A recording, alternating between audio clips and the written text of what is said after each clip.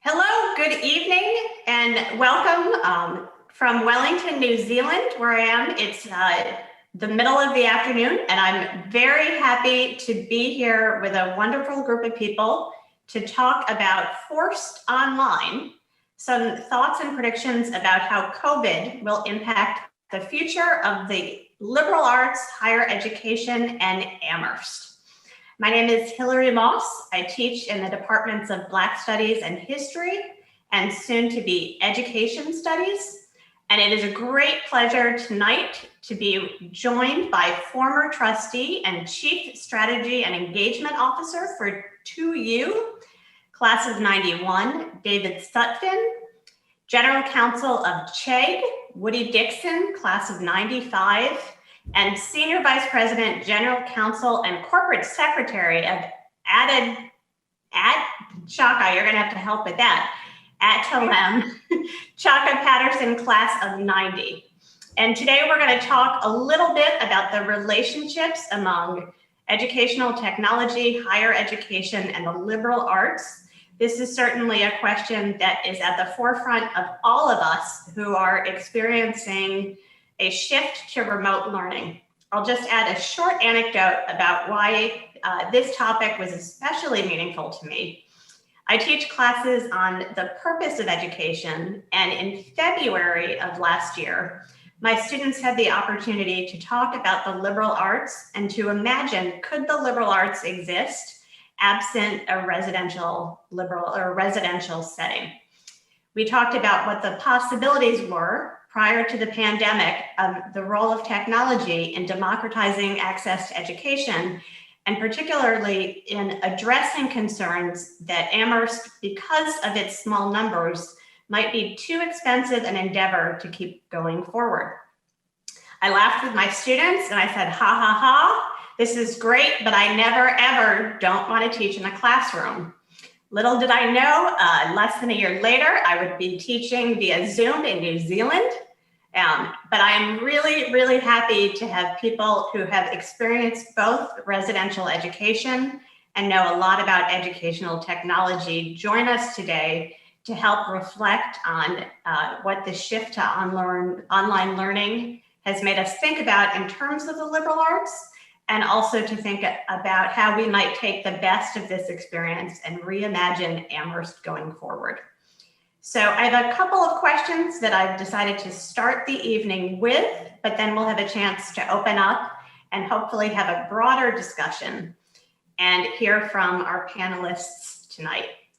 The first thing that I wanted to do after welcoming all of you is just talk a little bit about what you remember when you were 17 and you chose Amherst of all places. So what did a liberal arts education mean to you when you were deciding to come to Amherst? Come on, Chaka, you're the senior statesman here. I can also call. I'm class. I'm not afraid to do it. So I had a bit of an advantage because my mother at the time was a history professor at Northwestern. And so I had no idea what a liberal arts education was or the difference between a college and a university. So she was kind enough to break all that out for me. And we ultimately decided together, really she decided, that a liberal arts education would be right for me. And she was absolutely spot on. So the way we thought about it then, the way I think about it now is, it would provide me with a really broad set of ways to think about the world, ways to approach the world, and really learn how to learn. And it turns out she was spot on, and that has really been a lifelong skill. Yeah, I guess I'll jump in. What I would say is, and Woodie and I have talked a little bit about this, so I think there's probably a little bit of similarity in our respective experiences. My sister Mona, who's 2 years older than me, was at Mount Holyoke. And so my parents were basically like, you need to go someplace near where your sister is. Hopefully you're smart enough to get into one of these places. For me, I guess at that stage in my life, to be perfectly honest with you, I was more interested in soccer than I was in academics. And I was also interested in going someplace where I thought I could play as a freshman. I came to visit my sister for spring break and then ended up spending most of my time at Amherst. And I think I was someone who had a lot of potential, but had never really been kind of challenged in the way that I think my parents knew I needed to be. And I think they felt that I would get lost in a bigger institution and that I needed to go someplace where there was a level of kind of intimacy and that I would have professors who would kind of care about me and be vested in my intellectual development. I'll tell a quick story and then I'll turn it over to Woody. So my sophomore year, this is obviously this was late 80s, where you had to still like send stuff home in the mail. And I'll never forget, I sent home the first paper I got in Aon to my mom, my dad. And, about a week later, she calls me and the first thing she says to me is, "Who wrote this?" And I was like, "I wrote it." And she's like, "There's no way that you wrote this paper." She's like, "I helped you with your college essays. Like, there's no way you wrote this paper." And I was like, "What do you think we're spending all this money for me to go to this nice school?" So I would say, as to Chaka's point, my parents helped me make the right decision. So Woody, over to you. Yeah, somewhat similar. I had an older sister at Wellesley. And so it was very similar to David's story in that we were kind of geographically limited. That's kind of how I got to the East Coast, but the better how I got to Amherst is, neither of my parents went to college. They really had no idea what the next step after high school was. And interestingly enough, born and raised in Minnesota, I was playing hockey at an inner city school, and we played Blake, which is, as many of you know, is a very prestigious private school in Minneapolis and Minnesota. And I ran into Steve Flom, who was a longtime Amherst alum and has served the college tremendously. And Steve really mentored me and asked a lot of hard questions that my parents couldn't ask, like, what do you want to do next? And what is your career path going to be? And what interests you? And I really didn't have any answers. I didn't really have any professional role models. And so we kind of figured out that what I wanted to do was learn and think deeply and be a strategic thinker. And because of that, a place like Amherst was the perfect choice for me, because it allowed me to do that without having to hone in to a specific engineering or pre-med path or some other path that I had to go down. And I could take the first couple of years, turned out to be 3 years, to really figure out what I wanted that next step to be. And to be able to do that in an environment where I was surrounded by like-minded people, but also faculty that would kind of see to it that I was in class every day and that I was doing my work. And so it was really just a combination of having someone who happened to be an Amherst alum help me think more deeply about kind of what I wanted to do next, and that it was the perfect fit for Amherst at that time.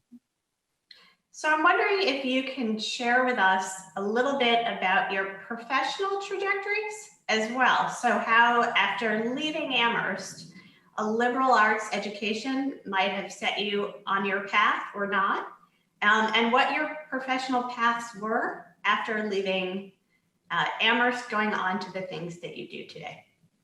Yeah, we can start in reverse order since I just went. Interestingly, I graduate with Amherst with a degree in history, and I go home for a year off to work. My friend had started a car wash, so I'm driving cars at the car wash, coaching soccer, the women's varsity team at my high school. And my parents literally came unglued with the concept that they had spent this money on Amherst. And here I was washing cars and coaching soccer. But they were pretty excited when I got some of my law school acceptance letters. And so I ended up after that year off going to Harvard for law school. And just through kind of having an open mind and really seeking opportunity, got to represent several R&B and hip hop artists shortly after law school. Transitioned that into coming back to Amherst to get a sports management master's at the University of Massachusetts while coaching soccer with the Goodings at Amherst College. And then from there, I went to the NFL, was a general counsel of the Kansas City Chiefs for 6 years, the general counsel of the Pac-12 for 10 years, and now the last 6 months at Chegg. And the interesting thing is, I kind of no part in that pathway did I know what the next step was going to be. So I ended up, being the general counsel of Kansas City Chiefs. I think I was the youngest GC in the league at that point, and I didn't take sports law in law school. And kind of here I am, general counsel of an ed tech public company, and did not have an expertise in the ed tech space or even securities or public company work. So for me, it's been a lot about having an open mind and an open pathway to what the next opportunity is going to be, and then seizing on those opportunities. Yeah, I guess what I would say is I often describe my career path as kind of non-linear and kind of go with my gut. So when I got out of Amherst, I didn't have a job. I moved to DC, slept on my sister Mona's floor. So you see a reoccurring theme here. And then I ended up getting a job. I interviewed, for the investment banking jobs, and while I was on campus, and they just kind of laughed at me because they knew I was a poli-sci major. They're like, "You don't want to be an investment banker." I was like, "Yeah, you're probably right." So I ended up working at the Lawyers Committee for Civil Rights Under Law in Washington, D.C. And then I applied to Harvard Law School, but I did not get in, unlike Chaka and Woodie. So I ended up going to Michigan for law school. And, continued to pursue my passion for civil rights. So, I worked at the NAACP Legal Defense Fund and for Brian Stevenson. And then when I graduated from law school, I clerked on the Third Circuit for a year. And then my best friend from law school, who was a year behind me at Michigan, Harold Ford Jr., got elected to Congress at the ripe age of 26.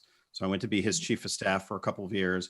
Then I moved to the Senate side. I was Senator Kennedy's general counsel on the Senate Judiciary Committee, where I handled all of his civil rights work. But I also took on the intellectual property portfolio. And that was when Napster and Grokster and all the peer-to-peer file sharing stuff hit the scene.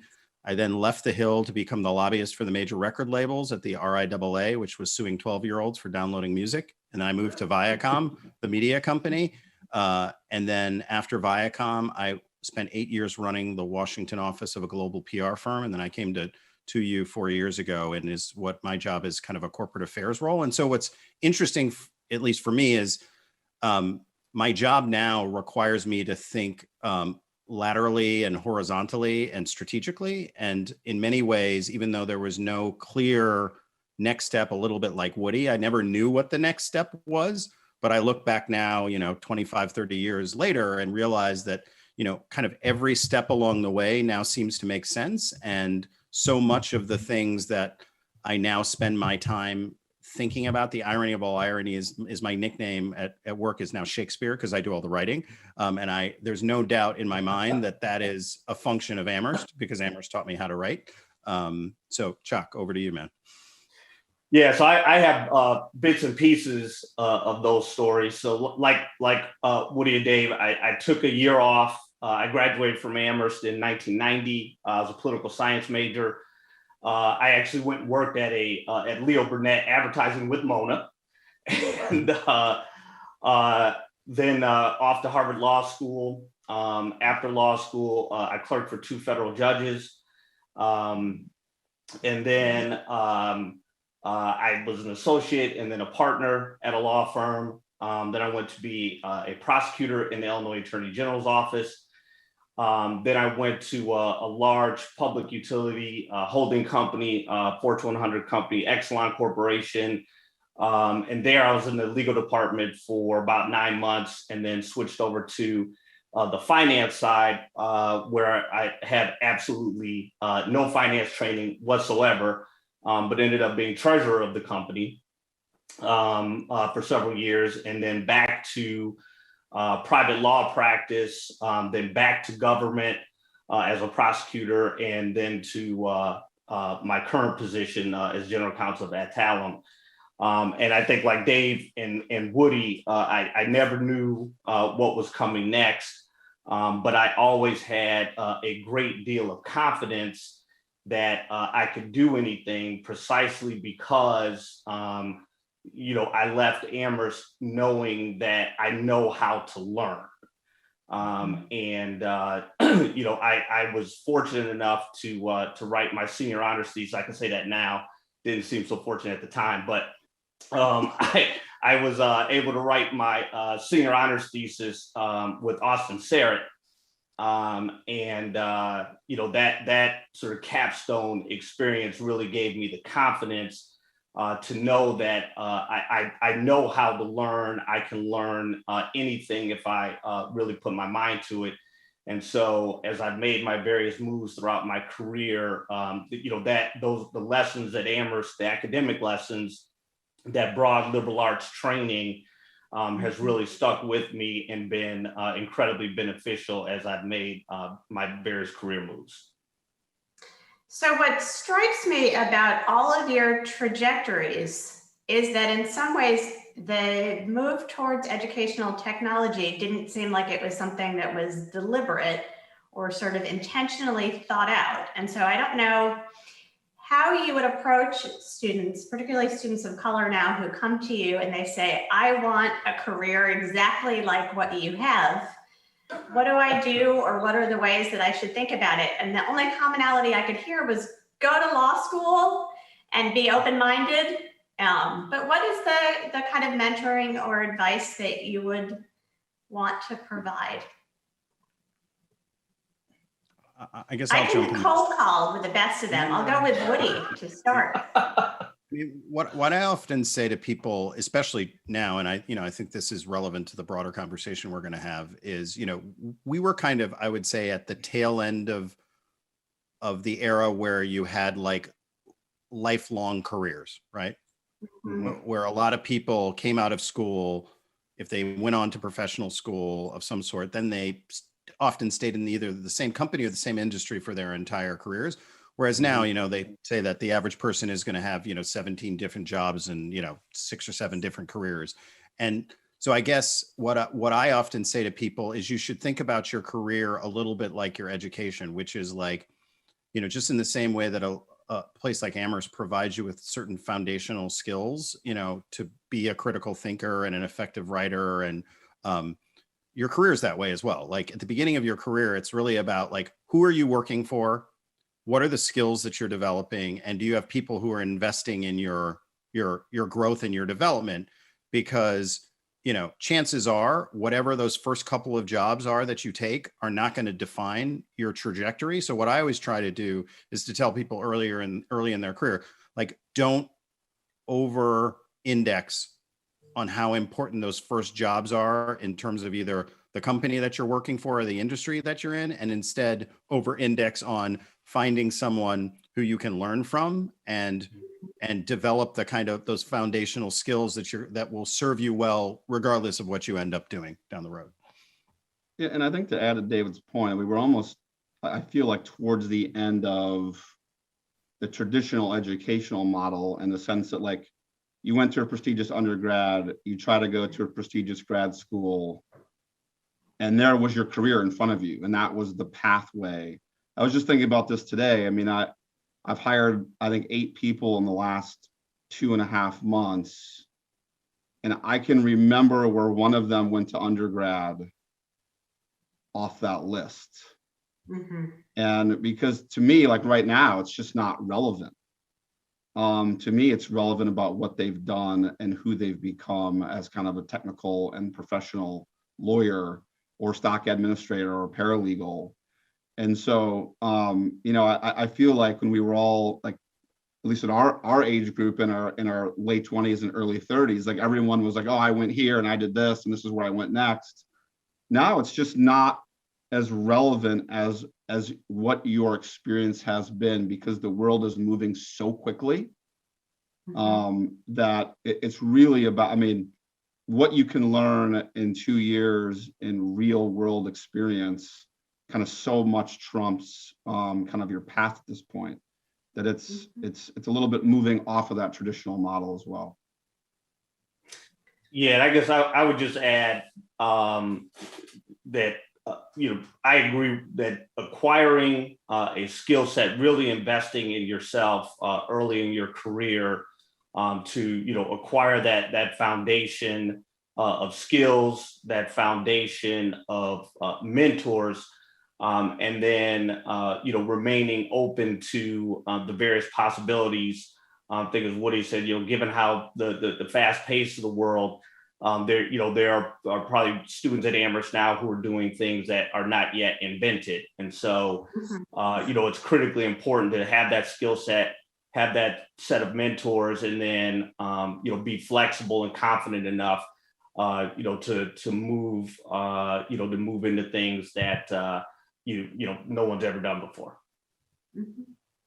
So I wanted to shift us a little bit to talk a little more about education technology. And one of the comments that struck me when we were having a pre-meeting was that the way that most of us now are experiencing online learning, so this rapid sort of shift to Zoom, doesn't necessarily represent adequately what you see the best of educational technology or an online experience being. And I was really struck by that. And so I'm wondering if you can help us sort of better envision what kinds of educational technologies exist that sort of supplant the forced shift to Zoom that most of us are experiencing. What does our broader world look like? Yeah, I'm happy to start. We own two medical schools, a veterinary school, and the largest nursing school in the U.S. I think most people would agree that their strong preference would be to have doctors and nurses, be hands-on with patients, and in a clinical setting. Obviously, that was just impossible as the COVID-19 pandemic increased. And so, one of the things that we shifted to was technology that allowed us to replicate the clinical experience online, and it's really extraordinary. I mean, obviously there really is no substitute for hands-on patient interaction, but the technology was really incredible in terms of allowing students to replicate the lab component of their medical education and a lot of the clinical interaction. And so, we are now looking at sort of post-pandemic, how we incorporate a lot of that into the curriculum, because it really is a fantastic way to supplement what will likely continue to be some version of in-person training. Yeah, and I think people have to understand. I think people have to understand that, the world that we're in now, which I've seen through my kids, I've got a 12-year-old and a 9-year-old firsthand, is Zoom was in a sense, and all of the kind of online learning that's happened in the last year was most of it was forced, right? So it wasn't planned. Where I think on the flip side, people in the education technology space, like Chegg, have been planning for this for a long time. Yeah. And so the idea that we would meet students where they are and give them 24-hour access is what a lot of ed tech has been thinking about for some time, which was a shift for a lot of the population that kind of got thrown into this. I just remember back to my own Amherst experience, right? I mean, if it was Sunday afternoon and you had a question for a professor, right, and they had office hours on Tuesday, you might bounce it off a few classmates, but you'd go to the office hours and ask the question and you'd get the answer. And that's how we learned. Like my students, my kids aren't waiting 10 minutes for the answer when they have a question. They want it right now. And so it's the ability for online education to supplement and really provide this additional layer of information flow that's so valuable to the way students think and learn today, and the way that life is moving at such a fast clip. So it's one of the key ways, clearly, that online ed tech can help. And we've got so much more to talk about, but that's kind of the first thing off of my head now, and we'll go to David next. Yeah, I guess maybe I'll give a concrete example. So one of the programs that 2U powers, and the way our business model works is we partner with top tier nonprofit universities to help them power their online, graduate degrees, undergraduate degrees, boot camps and short courses. So I guess I'll give the example of one of those programs is the Yale physician assistant degree. So a little bit like Chaka's business, where it's a healthcare discipline and you think to yourself, well, how could you possibly do that online? I think the point that Woodie was making is really important, which is COVID is warping for two reasons. One is like post-COVID, the hybrid between online and physical is what the reality will be. This is not a reality, right? This is like a moment in time where you can't blend the two. So I think it's important to think about the blended as what the future is, as opposed to a moment where we all are forced to be remote, because online education and remote are not the same thing, right? I think that's an important nuance for people to understand. So what I think is really compelling about the Yale PA experience is there's a physical campus PA program at Yale, and there's a faculty member at Yale who wanted to launch an online program. So he had to go through the whole process of getting it accredited. And, fast forward now, the program's been around for 3.5 years. They have 81 students that just did their white coat ceremony. They're from 27 different states around the country. They are from all different kinds of communities, right? Rural, urban, Native American reservations. And so when you think about the learning experience, we help them produce tons of asynchronous content. So recorded lectures, other things. And then they go to class once a week live. And then when COVID is over, they will come to campus for an on-campus intensive immersion. Well, the person who runs the program at Yale would say, the students who are now graduating from the online program are arguably, and you can measure this, having a more diverse, richer learning experience. Because guess what? They have to do 14 clinical rotations to get that degree, and they all don't have to do it within a 50-mile radius of New Haven. They're spread out all around the country. So the nature of the kind of clients they're serving and patients, bringing that rich experience back into the classroom is just, and if you think about it, people are able to stay in the communities where they live and give back to that community rather than uprooting their life and having to move to New Haven and maybe never coming back. So when I think about a place like Amherst, which has decided, issues of inclusion and diversity and access and equity are really important, I think one of the things that we have to be thinking about as an institution is how can online and hybrid foster and further those values that we've decided are critically important to the institution going forward. So that actually is exactly the question that I was hoping to ask. I know one of the critiques about the kind of education that Amherst provides is that it is available because of its residential nature to a very small number of students, and that it doesn't really adequately represent the kind of model or the kind of education that most students who are in higher education can experience. And it is really, because of that residential model, it is really difficult to scale.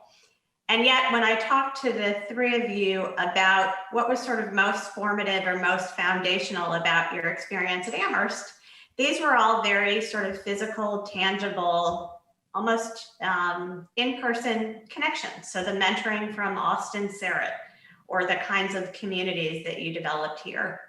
And so I'm wondering if you can help us better think about how technology can help us democratize access, but at the same time not lose those aspects of residential learning that are really seem to be so critical. Let me just I'll start with kind of an overarching thought, and that was, when I was at Amherst and seeing what Amherst has done since, you really think that racial and cultural and economic and all these kind of diversities that we see on campus are what make up the average student. And you kind of think, hey, Amherst is doing a pretty good job of being representative across the whole. Now that I've been out 20 plus years and I'm working in this space, you start to understand that, right, that's even as diverse as Amherst has become, it's not the modern student, right? Like right. Your point, I mean, the modern students in their mid-20s, right? Most of them work full-time jobs. And I think like one out of 3 or so or 4 have a child, right? Like that is kind of who the modern student is. But if you look at kind of Amherst student body, right, that's not the traditional Amherst student. And so it's finding a way to meet, right, this more diverse student, if you look at diversity across the board, and finding ways to meet them and possibly having them part of the process. Yeah, I'd jump in and say, so like we just signed a partnership with Morehouse, right? Morehouse is going to offer an online undergraduate degree completion offering, right? And basically the president of Morehouse's view was that, there's 3 million Black men in the United States who have some college credits and have not completed, right? And I think his view is that the world needs Morehouse to be capable of doing more to educate those men than requiring that they physically be on campus for 4 years, right? And so when you think about, to Woodie's point, in almost every other portion of the world, college is not the way we think about it in the United States. It's not the 18 to 22-year-old residential, experience. It's the working adult learner. And, one of the things that I think COVID has woken a lot of higher education institutions up to, we see it with a lot of our partners, is a realization that because of this new kind of, some people call it the 60-year, curriculum or lifelong learning, people are not just going to go to an institution for 4 years between the 18 years of 18 and 22. They want to have a connection with them through their entire life. And so the way I think about it, to Woodie's point, if you're a working mother who is, in your late 20s or early 30s or even your 40s, and you want to come to Amherst, is that really realistic? Right?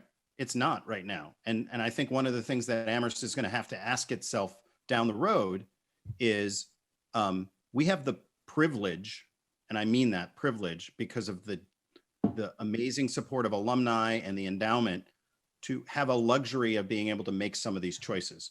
But there is not an entity in any facet of society that has been able to avoid the digital transformation imperative and disruption. Every elite brand across the New York Times, everything, Hollywood, every other facet of society that thought, we don't have to think about that because like we're the New York Times, it's at your doorstep. So my view is the way Amherst needs to think about is this is going to happen. Let's do it in a way that is consistent with who we are. And like the best kind of technology makes something that is already awesome even better and complements the thing that defines, the essence of what something is. And there's no easy answer to that, but we all went to Amherst. We all know how to think critically and solve complicated problems. And I would argue that that's something that as an institution, we have to figure out. Yeah, like when I think about the schools that we operate at, I think those points are spot on. There's an enormous shortage as we have learned of primary care physicians, primary care nurses, particularly doctors and nurses of color. There's tons of studies that part of the health crisis, and particularly in the Black community, is because we receive poor care from white doctors.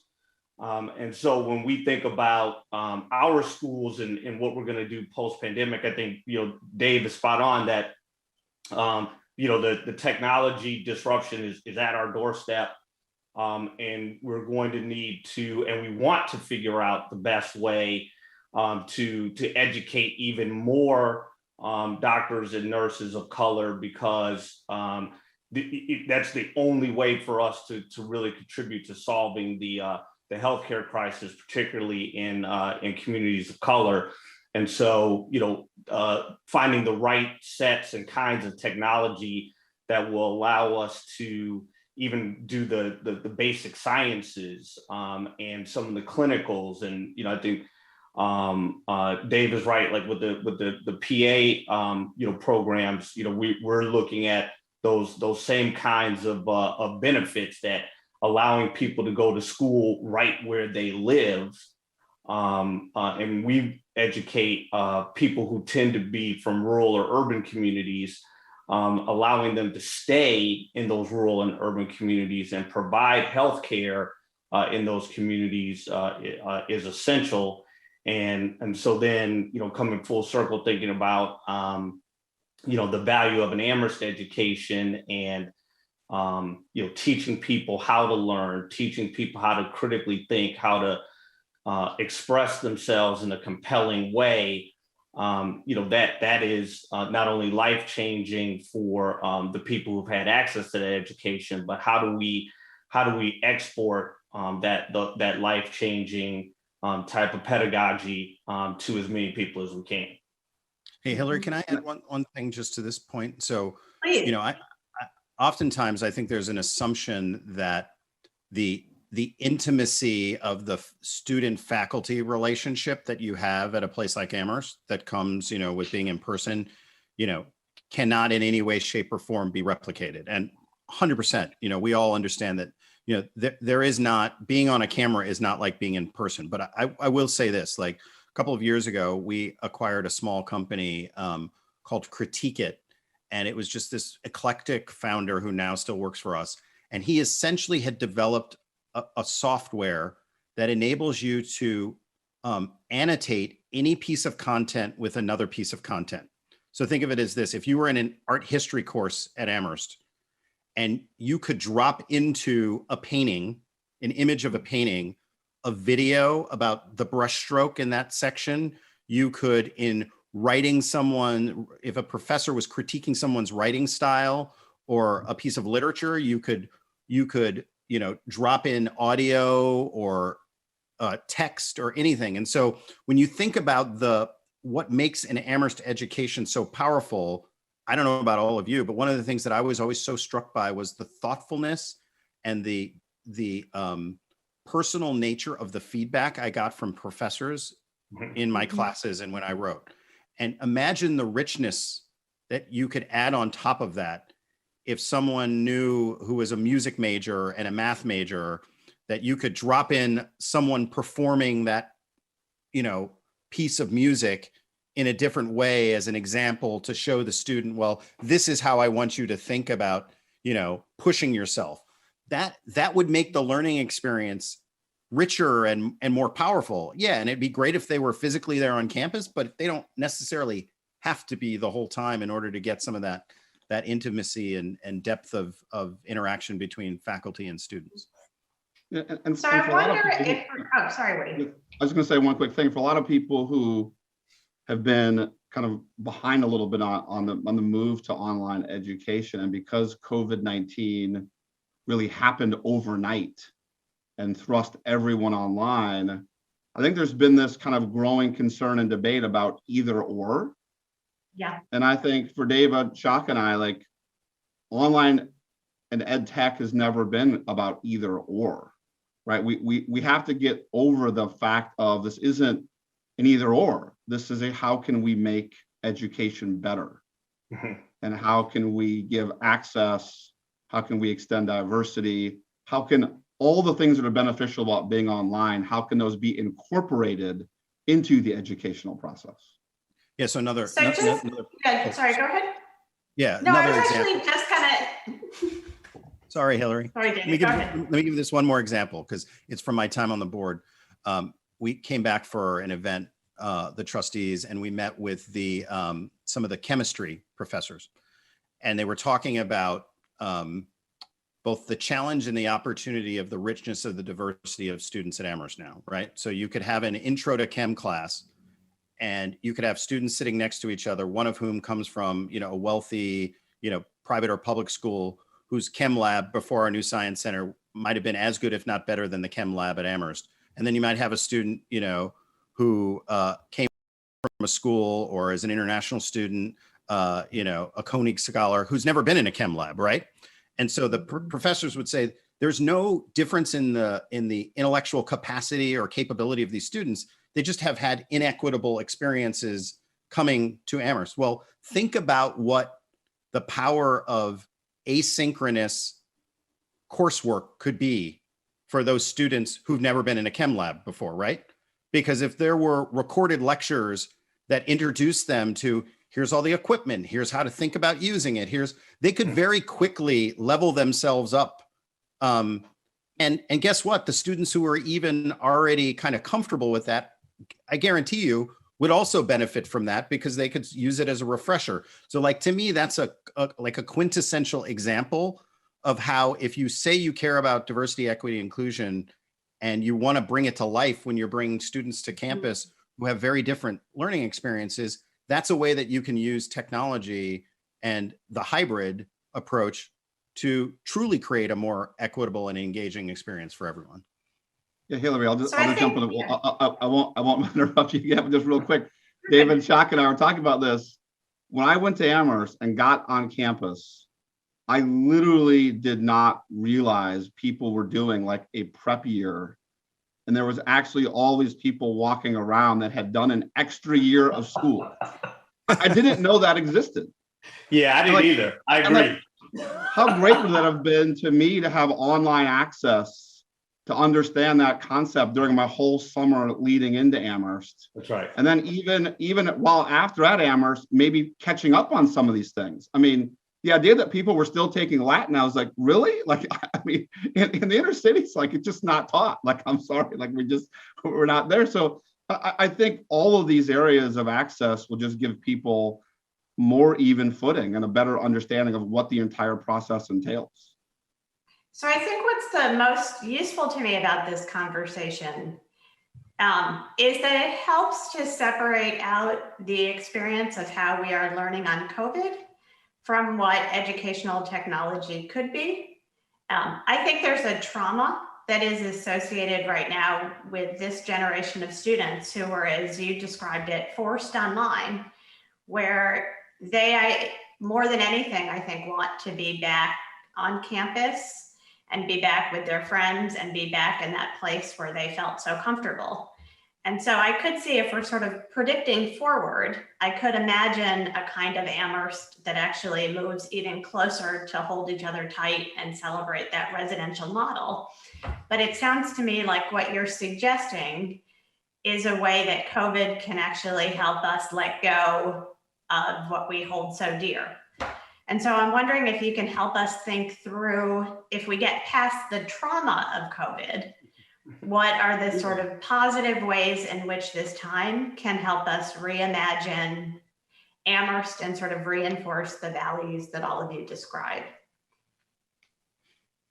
Yeah, I'll start. I guess two things that I think about are, one, one of the things that's obviously special about Amherst is, the intimacy of the community, and not just those who are on campus, but the broader alumni base, and the passion that people feel about the institution and the richness of experiences and diversity of alumni. Well, one of the benefits of online is you can tap into that in a much more thoughtful and exciting way. So like, it's a way to unleash some of the power and the knowledge that sits within the network of Amherst alums that I think could be really interesting. And then the other thing I would say is, there is this broader debate going on in society about the value of the liberal arts, right? And obviously, I think probably everyone who's listening to this is like, an advocate for the liberal arts, but you also have to kind of acknowledge the fact that there are certain realities about what the workplace demands. And so the other thing that I think is, ask yourself, instead of a semester abroad, is there a potential down the road where somebody spends a semester or a year like working, right?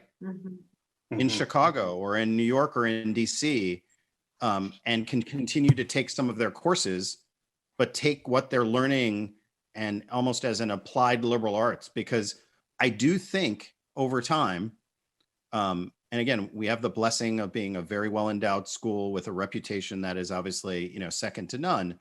But, will people want to spend 4 years in Western Massachusetts and not be able to spend some time, in the real work world and, bringing some of that learning back and forth? So, I think there's some interesting opportunities there potentially. Yeah, I'll give a real world example of that. We had committed to taking a couple of interns from Amherst prior to COVID shutting everything down. And so we figured out a way, we sat down as a team and figured out a way to recreate or reimagine the intern experience virtually. And so the two interns, lived at home, for the summer. We're headquartered in Chicago. I think one was in Philadelphia, one was in Boston.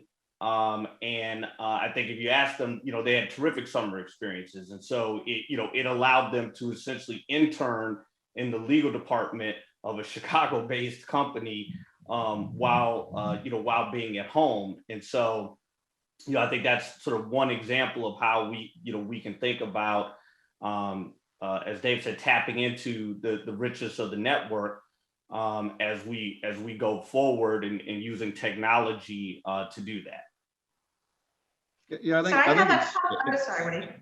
I was just going to say, I think expanding the experience could be so important because the intellectual thinking and the strategy and the rhetoric and all of the unbelievable things that you learn at Amherst and how to process information, you really don't put into practice until sometime after being there. And now that I've been kind of out and away, and I've even taught sports law for some time, I love combining the deep thinking thought process with real life experiences, right? Like, so, but my sports law class at Washburn Law School when I was in Kansas City at the Chiefs, like I always brought them to a Chiefs game or a sports event, and even did it as part of their examination, because I just thought thinking about it alone wasn't going to give me a true understanding of whether they fully grasped the material or not. So I really like kind of expanding what and how people are learning. And to David's point, I mean, I think when we went to Amherst, 4 years at Amherst with maybe, a study abroad semester was just what you did. And I have a hard time imagining my two kids, my daughter especially, at one place for 4 years. She's going to want to bounce and move and be in New York and then maybe be in Eugene, Oregon and get a feel of what she really likes doing, but have a central location maybe to get back to. But I think they're just learning in such a different way. Just look at the sports experience of people that are younger these days. I played on the same high school and soccer team my entire youth. It's what we did. You made a club team and you did it. That's what it was. It was the arc. My son's now on 5 lacrosse teams at the same time. Like their brains and the way they think and the way they absorb and the way society's coming at them is so different. And I think Amherst, it would be helpful to react and meet people in the middle somewhere there. So I have a couple questions from the audience that I want to make sure we have time to get to. And the first one I think is really just an informational question. How do you understand the relationship of today's ed tech with that of MOOCs, so massive open online courses? I'm happy to take the first crack at that. So I think, what's interesting is if you think about MOOCs, and the irony is Coursera is supposed to literally go public tomorrow, and they are one of the big MOOCs. I think that the theory of the MOOCs, 10, 12, 14 years ago is that they were going to disrupt higher education, right? They were going to democratize learning, make everything free, which would mean that, people wouldn't want to go to these institutions anymore. Interestingly, 2U took a very different approach, which is to say, like the resistance that you see in higher ed to transformation is not a fear of change, it's a fear of loss, right? Like the fear of losing the way we have done things that is so powerful.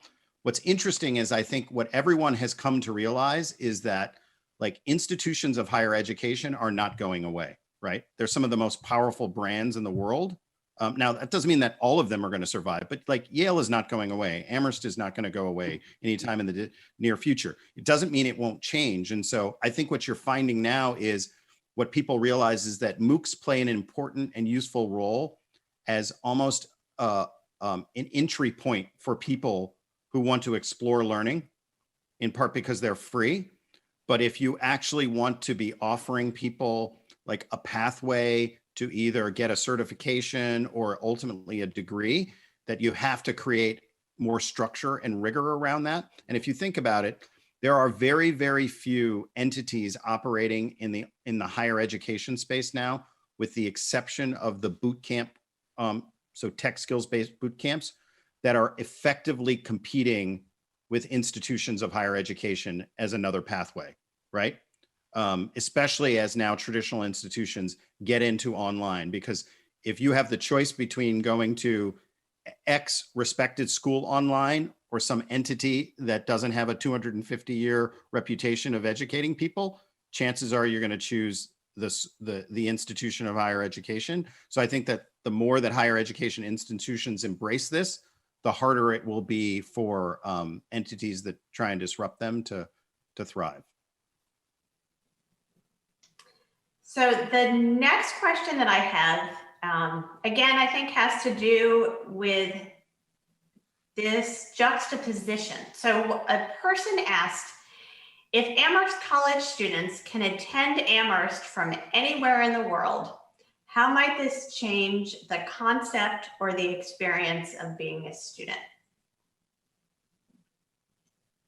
Yeah, so I don't, it seems to me that what it does is it allows people to decide what kind of experience, they want to have. Because I think one of the themes that, we've been developing here is I think Woodie said, it's not either or. You can have both. And so what it does is it gives, so for example, you can imagine if people could attend Amherst from anywhere in the world, maybe they have an inverse experience. Maybe they do 3 years wherever they are and a year on campus, right? And so, it gives people more flexibility to craft the kind of higher education experience and learning that they want to have. And I think that is a good thing and makes for richer content and richer students. Mm-hmm. Yeah, I mean, Chaka hit it. We've talked about this. It's not, I don't think, an either or concept. It's how can that, whether it be a year or 3 semesters, or how can that supplement your experience? And it may be that, you're an incredibly smart person in country X that's got to be on your family farm so much time. And your parents have said, hey, if you want to go 2 years to Amherst, we can manage that because of your brother's this age and your sister's that age, but we need you back. Should we be denying that person an opportunity to learn and educate themselves? And I can tell you that, someone like that could be an incredibly rich experience for the other students, and then stay connected to Amherst via their online learning the time that they're not on campus. So I think that's what we're trying to get across, is that Chegg and all these other platforms are supplemental to the process. And we want it to be an incredibly useful vehicle for students to not only supplement their education at that point in time, but also continue it for the rest of their lives.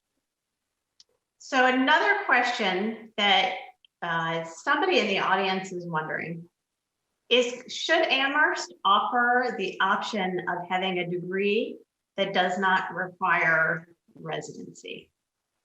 So Biddy comes to you and says, there's this proposal. What do I do?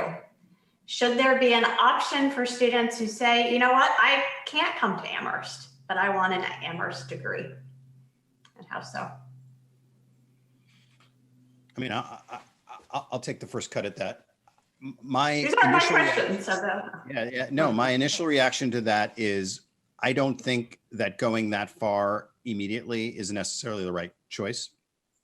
But I do think that I would not be surprised if 15 to 20 years from now, there's some dimension of that at Amherst. I think there is a certain inevitability to, if you're willing to acknowledge that that not every student necessarily needs to spend all of their time physically on campus to have the rich learning experience.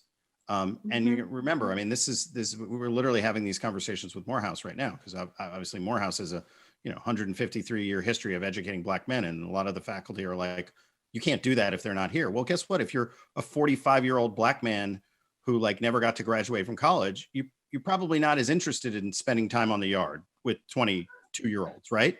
But the value of a Morehouse education could be profoundly, life transforming for you. So I think the answering that question depends, I think, in part around how Amherst thinks about what an Amherst student is. Yeah. Because if you continue to think about an Amherst student as the 18 to 24-year-old straight out of high school, maybe young person who took a year or two off, if you start to think about an Amherst student as an adult learner who's brilliant, and who could add academic, but whose life doesn't enable them to uproot themselves and move to Amherst for 4 years, you might come to a different conclusion. Yeah. Yeah, I agree with that. I think it will ultimately be kind of the answer to how does Amherst truly want to treat diversity across the board, right? If we want to accept it in its fullest form, there will be portions of the educational process at Amherst that are online and accessible without being on campus. If the definition is more narrow, and it's to David's point, it's the path that we all took, but we're from diverse backgrounds, and that's diversity, then it will be completely residential. So I think we have time for one last question. And I think the question that I will throw out is the one that we had at the top of our billing, which is asking you to speculate on our future. So imagine we are all at a time, hopefully, where we can safely be together again, and there's no longer a need for being forced online. What are your predictions for how COVID is going to change the future of a liberal arts education? Chaka, Yeah, I'll start. I predict, based on, sort of, I guess, capstone to what we've been discussing here, is we are going to see significant change, and we are going to see the use of ed tech, I think, democratize access to the liberal arts. And I think it is incumbent upon, Amherst as a leader to be in the forefront of that change and that democratization. Yeah, I guess what I would say is, picking up on Chaka's last point, and then I'll make a second one, which is to say that, again, if you look across other sectors, it's the most respected iconic brands that figured it out first who end up getting retaining their supremacy. And by that, I don't mean, I'm not talking about Amherst versus a Harvard, but I'm talking about among the elite liberal arts colleges, right? You don't want to be the follower. You want to be the leader. And I guess the other a corollary to that point is, I think the single biggest driver for change is going to be the students, because I think what's going to end up happening is that students are going to start to demand it. And if we don't have it, they're going to go someplace else. And over time, what we're going to find out is that we're losing students to other institutions. And one of the reasons why we're losing them is they're going to say, well, I want some flexibility. I want to be able to take some of my courses online, or I want some greater. And that is going to be the forcing mechanism, because at the end of the day, like every other industry, as much as higher ed doesn't think this way, they are the customer.